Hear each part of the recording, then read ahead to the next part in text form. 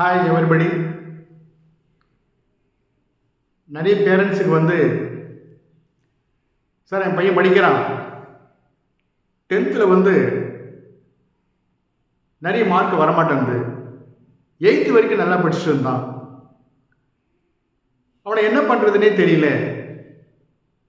படிக்க சொல்ல பார்த்தீங்கன்னா சயின்ஸ் எல்லாம் கொஞ்சமாக தான் படிக்கிறான், மேக்ஸ் அவனுக்கு வரவே மாட்டேங்குது, எங்களுக்கு ஒன்றுமே புரிய மாட்டேங்குது, எங்களுக்கு ரொம்ப ஸ்ட்ரெஸ்ஃபுல்லாகவே இருக்குது, நாங்கள் என்ன பண்ணுறதுன்னே தெரியல அப்படின்னு நீங்கள் நினைக்கிறீங்களா?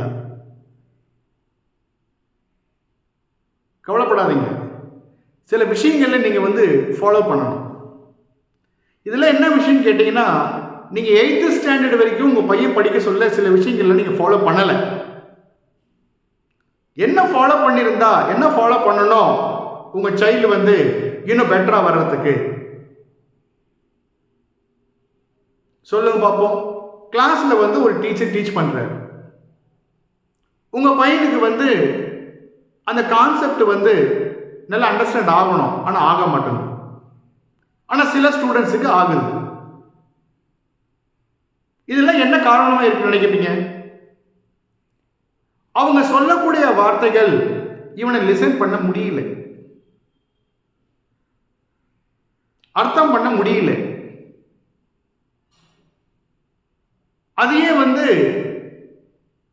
அவனால சரி எழுத முடியல, என்ன சொல்ல வராங்கன்னு. ஸ்பெல்லிங் மிஸ்டேக்ஸ் நிறைய வருது, சரியா படிக்கவும் முடியல. அவனால என்ன டீச்சர் சொல்றாங்களோ, என்ன கொஸ்டின் கேட்குறாங்களோ அதில் ஆன்சரும் பண்ண முடியல. இதெல்லாம் முக்கிய ரீசன் என்னன்னு கேட்டீங்கன்னா, லேக் ஆஃப் லாங்குவேஜ் ஸ்கில். நம்ம ஒருத்தர்கிட்ட பேச சொல்ல எதில் பேசுகிறோம்? தமிழில் பேசுகிறோம். அப்போ ஸ்கூலில் ஒரு டீச்சர் ஒரு பையனுக்கு எதில் பாடம் எடுப்பாங்க? இங்கிலீஷில் தான் எடுப்பாங்க.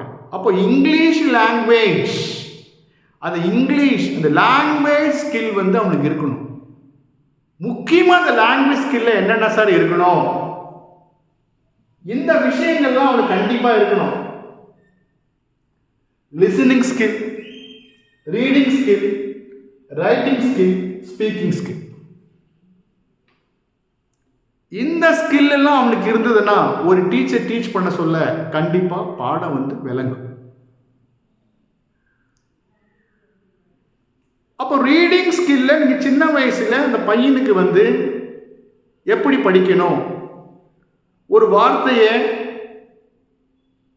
கரெக்டா படிக்கிறானா, ஸ்பெல் பண்ணி படிக்கிறானா, ஒரு சென்டென்ஸை மேக் பண்றானா, சென்டென்ஸை கரெக்டா மேக் பண்ணி படிக்கிறானா அப்படின்னு நீங்க பார்க்கணும். அதே படிச்சதே அவன் பார்க்காம எழுத முடியுமா அப்படின்னு பாருங்க. வொக்காபுலரி, ஸ்பெல்லிங்ஸ் எல்லாம் கரெக்டா எழுதுறானா அதை பாருங்க.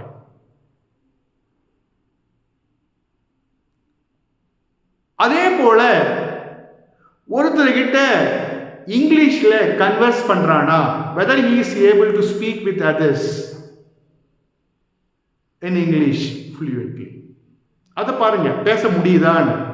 அப்போ அந்த லாங்குவேஜ் ஸ்கில் அந்த குழந்தைக்கு இருக்க சொல்ல ஒரு டீச்சர் நடத்தக்கூடிய பாடங்கள் கண்டிப்பாக நல்லா புரியும். ஏன் புரியாம போகுது? இதெல்லாம் லேக் ஆகிறதுனால தான் அவனுக்கு அண்டர்ஸ்டாண்ட் ஆக மாட்டேங்குது. அவன் எப்பவுமே அகாடமிக்கலி சேலஞ்ச் ஸ்டூடெண்டாகவே இருக்கிறான். அது யார் முழுக்க முழுக்க காரணம்னா பேரண்ட்ஸ்.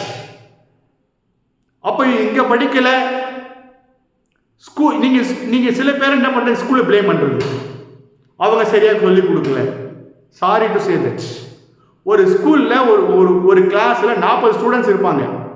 40 ஸ்டூடெண்ட்ஸுக்கும் அந்த குழந்தைங்க எல்லாம் பண்ண முடியுமா? சின்ன வயசுல பண்றாங்க, நீங்க சின்ன வயசுல விட்டுறீங்க, எதுவும் டேக் கேர் பண்றதே இல்லை. அப்படி இருக்க சொல்ல உங்க பையனால எப்படி அப்புறம் பண்ண முடியும்னு பாருங்க. ஈவினிங் கோச்சிங் கிளாஸ்ன்னு ஒன்று போடுறாங்க, அது கொஞ்சம் பேர் சொல்லிக் கொடுக்க முடியும், அது எத்தனை பேருக்கு பண்ண முடியும்னு பாருங்க. ஸோ அதனால நீங்கள் உங்கள் குழந்தைங்களை லாங்குவேஜ் ஸ்கில் இருந்தாவே கண்டிப்பாக அவனால் டீச்சர் சொல்லிக்கூடிய கான்செப்ட் இல்லை புரியும். அப்போ கான்செப்ட்னா ஒரு சோஷியல் எடுக்கிறாங்க, அப்போ அவன் இங்கிலீஷில் சொல்கிறாங்க, அதுக்கு என்ன எப்படி என்ன ஏது, ஓ என் பையனால் புரிஞ்சிக்க முடியுது, அவனை எழுத முடியுது, ஈஸியாகிடும். உங்களை ஜாப் வந்து ஈஸியாகிறதுக்கு முக்கிய காரணமே, அப்புறம் முன்னாடி நீங்கள் பசங்களை இந்த எல்எஸ்ஆர்டபிள்யூவில் வந்து நீங்கள் கரெக்டாக பண்ணியிருந்தாலே வந்துடும். சரி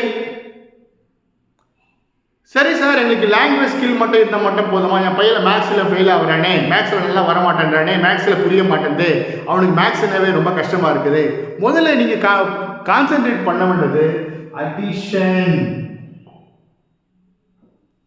அடிஷனில் கான்சென்ட்ரேட் பண்ணுங்க, சப்ட்ராக்ஷனில் கான்சென்ட்ரேட் பண்ணுங்க, டிவிஷனு, மல்டிப்ளிகேஷன் டேபிள் இதெல்லாம் என் பையன் கரெக்டாக பண்ணுறானா அதை பாருங்க.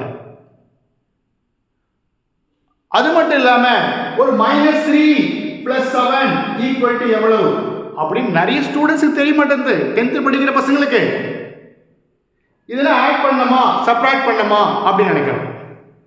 இல்ல -3 × -8 இது எவ்வளவு அதுவும் தெரியல. இந்த மாதிரி விஷயம் எல்லாம் உங்களுக்கு தெரியாதனால இதெல்லாம் you should have studied in 6th standard itself. So 8th standard வரைக்கும் இதெல்லாம் தரவா இருக்கணும். It is nothing but numerical skill. இந்த numerical skill வந்து நம்ம கண்டிப்பா தரவா இருக்கணும். அப்ப numerical skill-ம் language skill-ம் ரெண்டுமே இருக்குது. அப்ப கான்செப்ட் எதுல எடுத்தலாம், சயின்ஸ்ல எடுத்தலாம் ஈஸியா புரியும், பிசிக்ஸ் ஈஸியா புரியும், கெமிஸ்ட்ரி ஈஸியா புரியும், பயாலஜி ஈஸியா புரியும். அப்ப எந்த சப்ஜெக்ட் எடுத்தாலும் ஈஸியா அவனுக்கு புரியக்கூடிய அளவுக்கு இருக்கும். So, till 8th standard, you should check your child அவங்களுடைய பேசிக் ஸ்கில் எப்படி இருக்குது.